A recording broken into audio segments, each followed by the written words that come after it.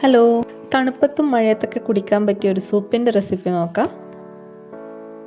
ഒരു കഷ്ണം ക്യാബേജ്, കുറച്ച് ബീൻസ്, ചെറിയൊരു കഷ്ണം ക്യാരറ്റ്, വെളുത്തുള്ളി, പിന്നെ ഒരു പകുതി സ്വീറ്റ് കോൺ. ഇത്രയാണ് നമ്മൾ എടുക്കുന്നത്.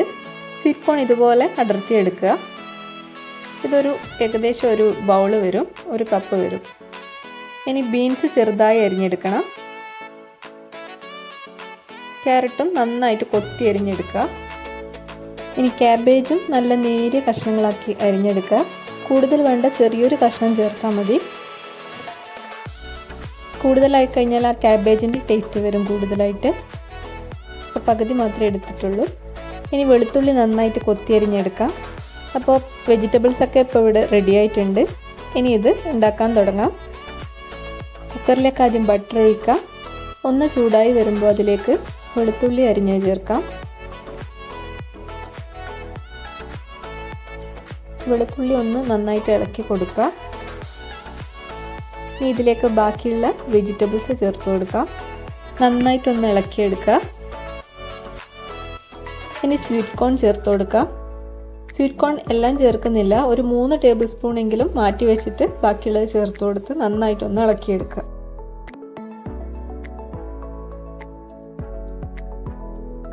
ഇത് 2 പേർക്ക് കഴിക്കാൻ പറ്റിയ അളവാണ് ഈ പറയുന്നത്. 2 കപ്പ് വെള്ളം ഒഴിക്കുക. ഇനി ആവശ്യത്തിനുള്ള ഉപ്പും കൂടി ചേർക്കാം. ഒന്ന് തിളച്ച് വരട്ടെ. ആ സമയം കൊണ്ട് ബാക്കി വെച്ച സ്വീറ്റ് കോൺ കുറച്ച് വെള്ളം ചേർത്ത് നന്നായിട്ടൊന്ന് അരച്ചെടുക്കാം. നന്നായിട്ട് അരച്ചെടുത്തിട്ടുണ്ട്. ഇനി ഇത് കുക്കറിലേക്ക് ചേർത്ത് കൊടുക്കാം. ആ സ്വീറ്റ് കോണിൻ്റെ ടേസ്റ്റ് ഒന്നുകൂടി വരാൻ വേണ്ടിയിട്ടാണ് ഇങ്ങനെ അരച്ച് ചേർക്കുന്നത്. ഇനി കുക്കർ അടച്ച് വെയിറ്റ് ഇട്ട് ഒരു വിസിൽ വരെ വെയിറ്റ് ചെയ്യാം. കുക്കറിൽ ആവിയൊക്കെ പോയതിന് ശേഷം തുറക്കാം. അപ്പോൾ ഇത് തുറന്നു കഴിഞ്ഞപ്പോൾ ഇങ്ങനെ ഉണ്ട്. ഇനി ഇങ്ങനെ തന്നെ വേണമെങ്കിൽ യൂസ് ചെയ്യാം.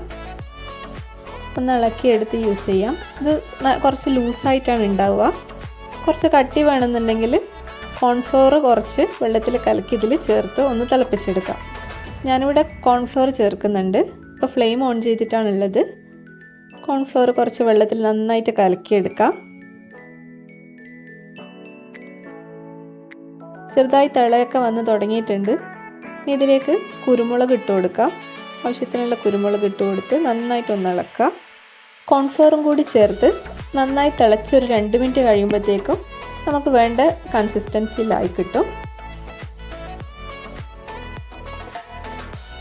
ഒന്ന് തിളച്ചോട്ടെ.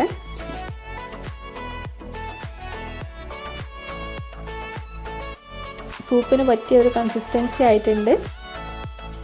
ഫ്ലെയിം ഓഫ് ചെയ്യാം. നമ്മുടെ സൂപ്പ് ഇവിടെ റെഡി ആയിട്ടുണ്ട്. ചൂടോടുകൂടെ തന്നെ കുടിക്കാം. അപ്പോൾ ഹോട്ടലിലൊക്കെ കിട്ടുന്ന പോലത്തെ സ്വീറ്റ് കോൺ സൂപ്പാണിതും. എല്ലാവരും ഉണ്ടാക്കി നോക്കി അഭിപ്രായം പറയാം. അടുത്തൊരു റെസിപ്പി ആയിട്ട് കാണുന്നവരേക്കും ബൈ.